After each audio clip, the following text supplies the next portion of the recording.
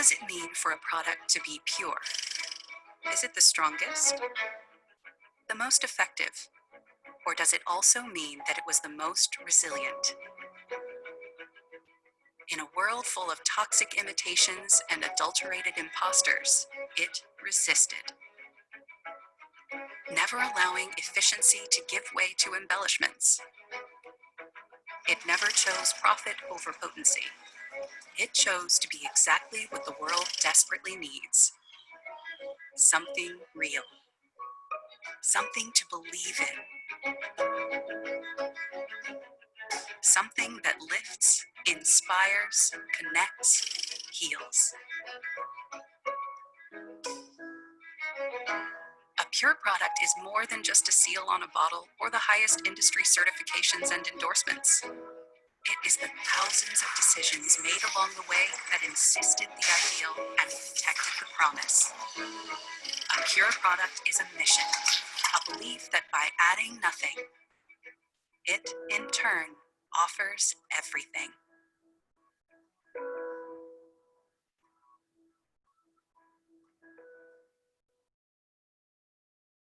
Now, oftentimes we're asked, what makes our essential oils different? It's a common question.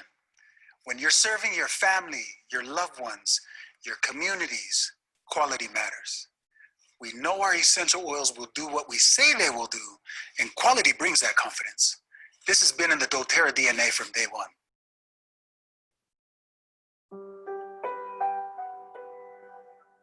Well, sometimes I look back and I just wonder, what were we thinking? What was I thinking? We went for a long, long period of time with no resources. And when I mean no resources, I mean no resources. People told us we were crazy to go all in.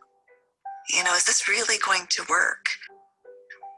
I think some of the most beautiful things can emerge through trial and through difficult times. I had been a physician for a long period of time, and I'd had a patient who came to see me, and they would ask me, Dr. Hill, what do you think about the essential oils? And I made the mistake one time of saying, I think that's one of the craziest things I've ever heard. She looked me right in the eye and she said, I am so disappointed to hear that, because that's done more for me than you or any of your colleagues or anyone has ever done for me. And it intrigued me. And over time, I became more intrigued. I became involved with essential oils. And now for the last several decades, this is all that I have focused on and all that I have done. I remember when I first came into the essential oil industry, I thought they were voodoo oils. I thought they were really, really strange. It wasn't long before I started using oils on my kids, and I was amazed at what I was able to do and how it empowered me as a mom to take charge of my family's healthcare. So I was a huge skeptic. Parents were educators. My father was a professor of physics. So I just wasn't raised with anything but allopathic Western medicine. I learned over the years how effective they were and can be, especially if they're pure. After working 10 years in the essential oil industry, I found myself leaving for integrity purposes, because I knew that essential oils had to be pure. The desire of my heart was just to go home and raise my children. And I hadn't been home very long before my husband came to me and said, there's something more you're supposed to do. And as he said this to me, I actually was very angry with him, because my heart said, I want to be home with my kids. And he said, sweetheart, you're not listening. There is something you're supposed to do with Dave and Dr. Hill with these oils. And I said, what do you mean, these oils? I've tried all the essential oils out there. There's nothing that meets the quality standards our family needs to use for our health care. And he smiled at me and he said, I know. You're supposed to find them. Stop thinking with your head and start thinking with your heart. And it was in that moment that I knew. It all came together, and I had such a grand vision of going out and finding the world's most pure, most potent essential oils and educating mothers like me how to take charge of their health care. So it was in that moment before fear took over that I picked up the phone and I called Dave. And Emily Wright called me at the time and just said, What if we could go out and source the most pure essential oils on the planet and bring them to the world in a mainstream fashion? And he got really emotional. And Dave doesn't get emotional. And actually, it was that right then and there. That was the genesis for me. And I just kind of felt strongly like, yeah, we're going to start a company.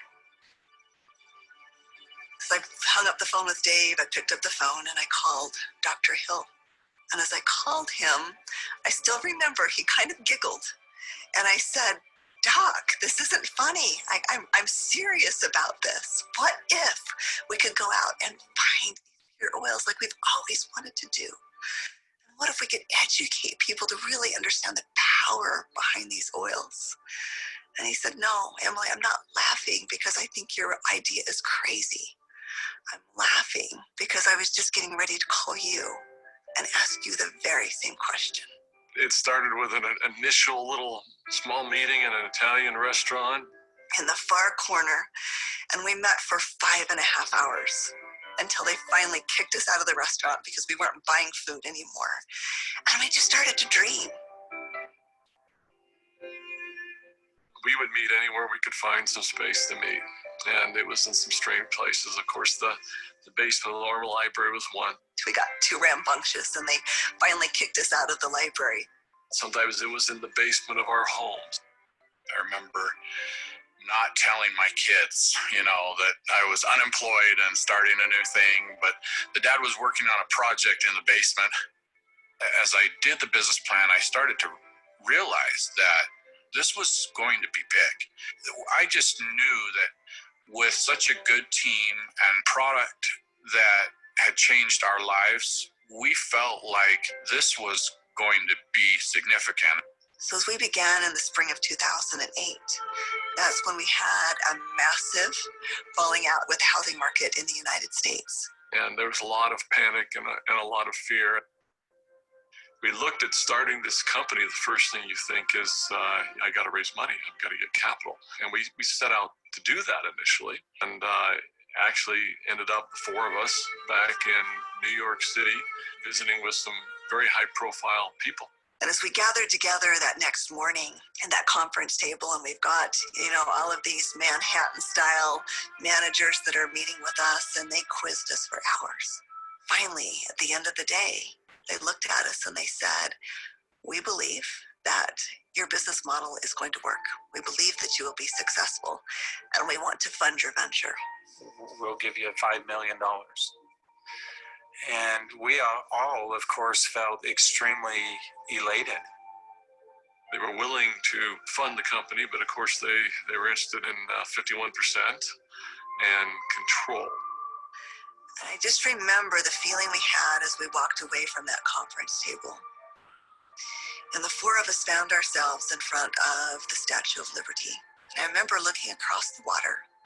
Almost as if on cue, as I recall, we all just grew somewhat silent. And as we looked out over the water, and I looked at the Statue of Liberty, what rung true to me is we're doing this to give people freedom. And if we take their money, we can't make people free. And we can't make this dream that we have a reality because they'll never allow us to bring the quality of essential oils that we know we have to have to light. Because they'll be looking for an exit strategy, they'll be looking for a return on their investment, and that can't be part of the equation. I remember standing right next to Dave Sterling, and Dave looked at me and in kind of a somewhat shocking way, he asked me, how much money do you have, Doc? And I said, I don't know. And he said, how much can you pull together? And I said, I don't know. And he asked each one of us in succession, and before we left the park that afternoon, we had made the decision that we were unable to take any resources from anybody, and instead, we would all leverage everything we have.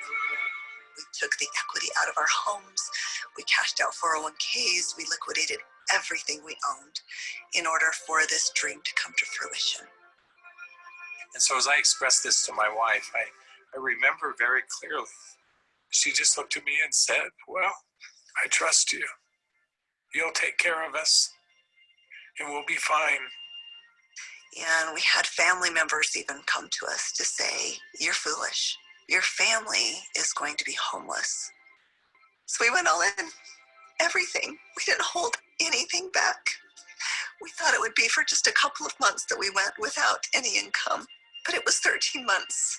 Those final months, I mean, we're eating almonds and yogurt and telling our kids they can't go to dance practice and they can't play sports because we don't have enough money.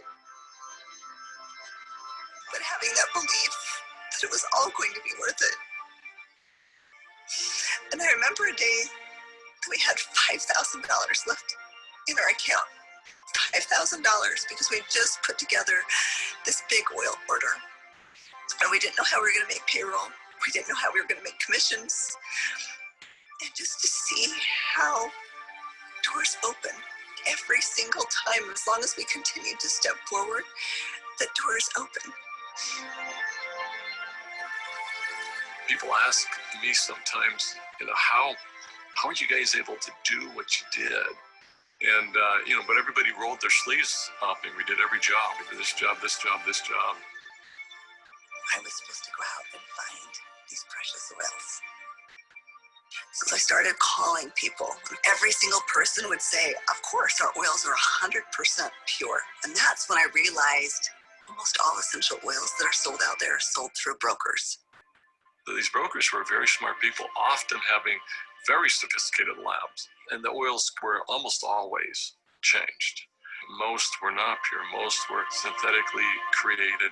I had probably 100 plus different samples that had been sent to my home. And every time we would meet, Dave, Dr. Hill would say, "Emily, have you found the oils yet?" I'd have to say, "Not yet." Like, are we going down the right path? Is this really what we're supposed to do? I remember one beautiful day, I opened up my doorstep and 5 oils showed up all on the same day. It's frankincense, lavender, tea tree, lemon, and peppermint. As I smelled these bottles, I called up Dave and I called up Dr. Hill and I said, "I found the oils." They said, "Don't you dare open them until we're all together." We knew that these oils were absolutely pure, and it gave us just enough confidence, just enough faith to continue stepping forward. I remember that first discussion we had. We talked about the culture of the company. What type of soul do we want doTERRA to have? And we realized that these oils are experiential. And we realized it had to be a person-to-person model. We had to bring people together. We've got to have a culture of giving back. We have to have a culture of caring. Locking arms with the people who are putting the seeds in the ground, who are harvesting these products. It's making sure that their needs are met. As I look back on it today with doTERRA, it's overwhelming to me to see the impact it is around the world. There's a lot of sacrifice, but again, those are days we look back on, with some pride. Sacrifice is a really important piece in setting the foundation. Today, we've empowered nearly 8 million families all around the globe. We're now filling 315,000 bottles of oil every single day. And just to think about it on that scale just warms my heart, knowing that every single bottle is changing somebody's life on both sides of the bottle.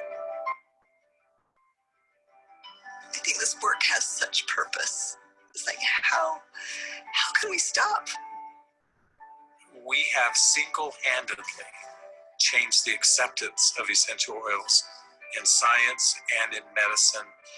We are so committed to this work. We are so humbled to be stewards of what nature has created so perfectly for us.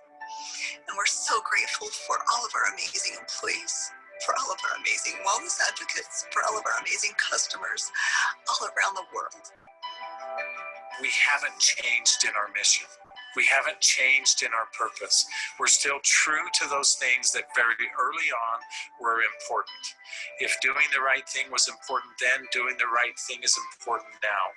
If helping and giving service to other people was important then, it's important now. If sourcing oils differently and doing what had not been done before was important then, it's important now. We feel like, as crazy as it sounds, we're still just beginning.